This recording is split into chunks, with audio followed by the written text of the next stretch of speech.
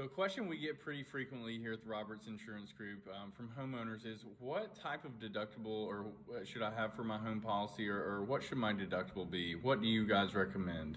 And before I go into that, there's one thing I did want to discuss is the types of deductibles that are available. So generally speaking, you are going to have two different types of deductibles. You can have a flat deductible or you can have a percentage-based deductible. So a flat deductible, let's say, would be like $1,000. So no matter what, that's all you're going to have to worry about if there is a loss to your home. If it's a covered claim, you're going to be responsible for the first $1,000 of damages, and then everything above and beyond that would be paid by the insurance company in your policy. The other one that we touched on, the percentage-based deductibles.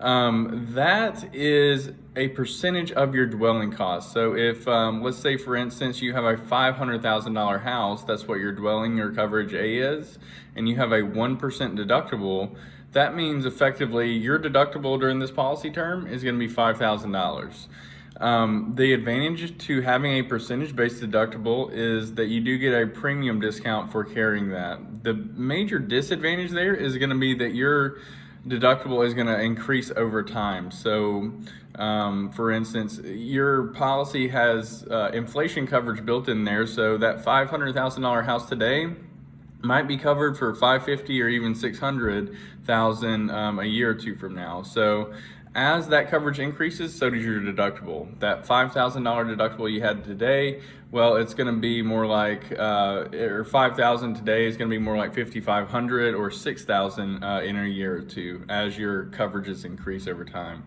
That is the biggest downfall of it as well, because what we have seen with clients over the years is that they'll get their policy set up and their deductible is within reason when they get their policy set up, and then 5-10 years go by, they haven't made any adjustments, and it comes time to file a claim and they thought they had a $2,000 or $2,500 deductible, and it ends up being $4,000 or $4,500, which drastically changes how much that they are going to be able to get help with their policy, and whether or not they would even make sense to file a claim at that point. So anytime there's changes going on behind the scenes, so to speak, we typically recommend to stay away from that, just to make sure that everything is as clear and concise as possible. The other thing to take into consideration is that many carriers will have two different deductibles. So they'll have what's called a general deductible or an all perils deductible, and they will have a wind and hail or hurricane deductible. So depending on what the cause of loss is, with some carriers you may have let's call it a $2,500 deductible for wind and hail versus maybe a $1,000 deductible for all peril. So again, it's all personal preference. You do get a little bit of a discount by carrying a higher wind or hail deductible, but we typically don't recommend it just because the premium discount you get is not going to be that significant. And it is always going to be a little bit more confusing when it comes time to file a claim. If you're like 99% of all the other homeowners, you don't spend a whole lot of time reviewing or thinking about your insurance until you actually need it, or it comes time to renew it. And so a lot of times we will see that someone thinks they have a $1,000 deductible, but they have storm damage, need a new roof, and it ends up being $2,500 or $5,000, and things, definitely change at that point, and they're not going to be as happy.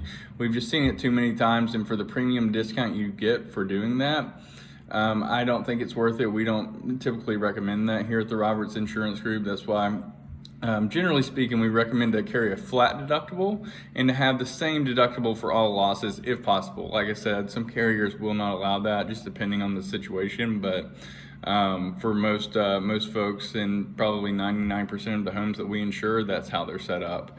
We want to make sure nothing is going to change on you as time goes on. Number one, that's a good reason, and then number two, we want to make sure that everything is clear and you understand your policy as well as you can.